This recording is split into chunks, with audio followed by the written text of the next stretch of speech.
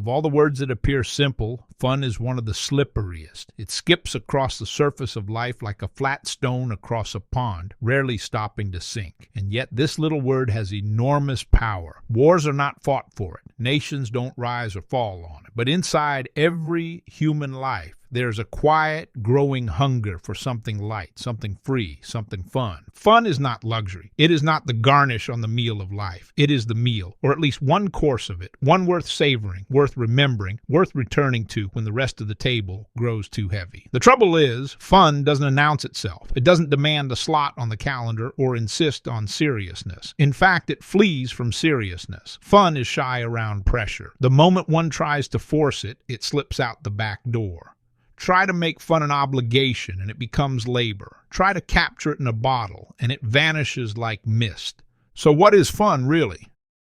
A spark, not a structure.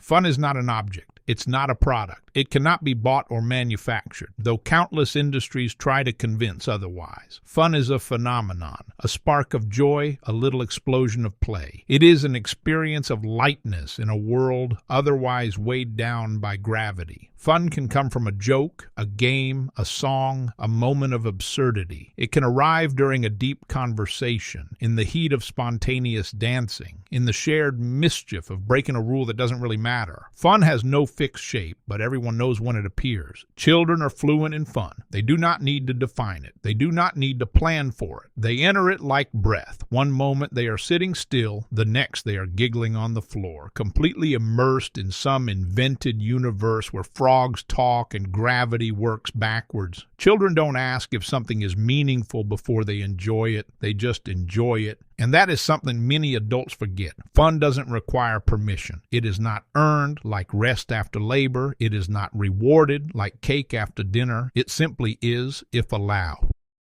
2. What fun isn't?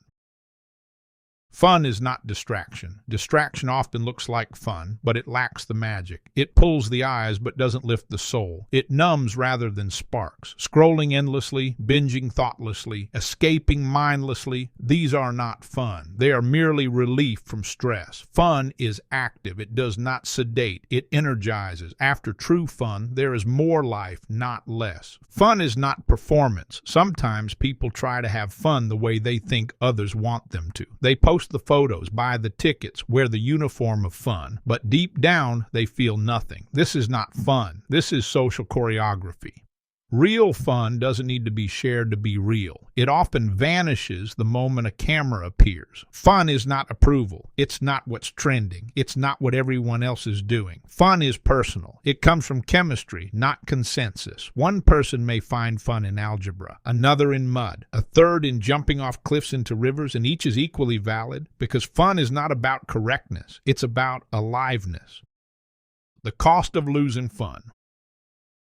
When people lose the capacity for fun, something goes quiet inside them. They may become efficient, responsible, admirable even, but some internal sparkle dims. The laughter comes less often. The delight dries up. They no longer play for the sake of it. They must justify every action as productive, virtuous, or strategic. Fun becomes childish, or worse, suspicious. This is often the beginning of burnout, not because the workload is too high, but because the soul is underfed. Human beings are not machines. They are rhythm creatures. They are built not just for survival, but for delight, discovery, and wonder. Without fun, the spirit starts to contract. Fun is not escape from reality. It is a part of reality that reminds people why they bother enduring the hard parts. It is the breath between efforts, the laugh after the cry, the dance after the battle.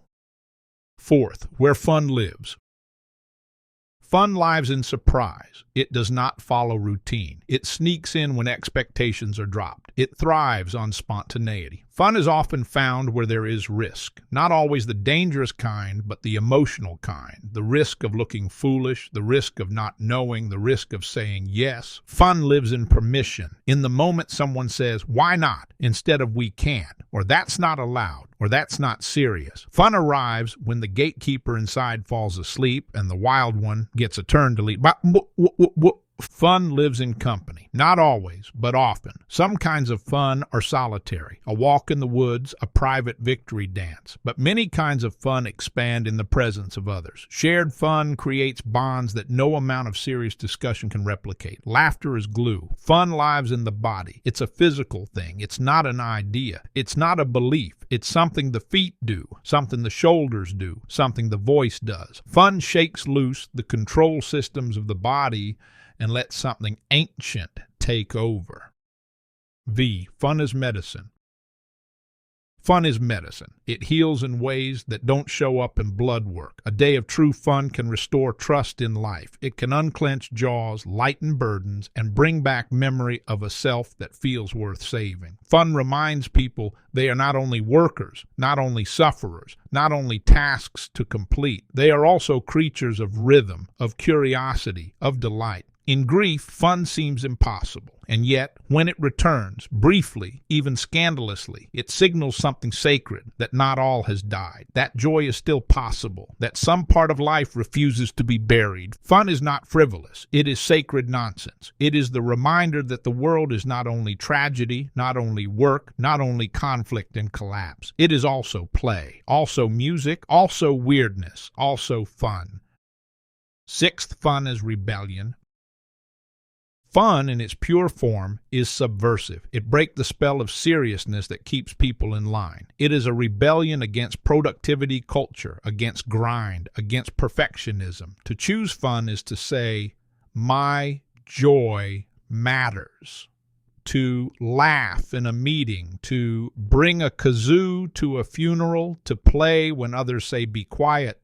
These are radical acts of spirit. The powers of control do not like fun. It cannot be monetized reliably. It cannot be predicted. It disrupts. It changes the weather in the room. Fun is free, and what is free cannot be controlled. Fun is revolutionary in its timing. It often comes when it's least expected or least appropriate, and that is exactly why it's powerful.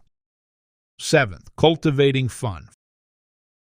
Fun cannot be summoned like a butler, but it can be welcome. It can be prepared for. A life that makes space for fun will be more likely to receive it. That means leaving margin, saying yes more often, letting go of shame, trusting one's weirdness, returning to the body, following the laugh. Fun needs time, not much, just enough, just a pocket, a window, an unclaimed moment. Many people miss fun because their lives are too full, too scheduled, too tight. Fun needs air. Fun needs safety, too. Not safety from discomfort, but freedom from punishment. A person cannot have fun when being watched too closely, judged too quickly, or expected to perform. Fun flourishes in places of acceptance, and fun loves permission, to be silly, to be wrong, to be loud, to be off-key, to make no sense at all. 8. The wisdom of fun. There's a kind of wisdom in fun, not the kind found in books, but the kind that knows when to lighten, when to lift, when to restore balance through laughter. People who have not forgotten fun are often able to endure more because they remember what life is for. A person who can find fun even in sorrow, even in labor, even in the slowest hours of the day, this is someone who has not been broken and will not be. Fun is not the opposite of serious. It is the ally of meaning. It is the reminder that even in the darkest hours, life did not forget to play.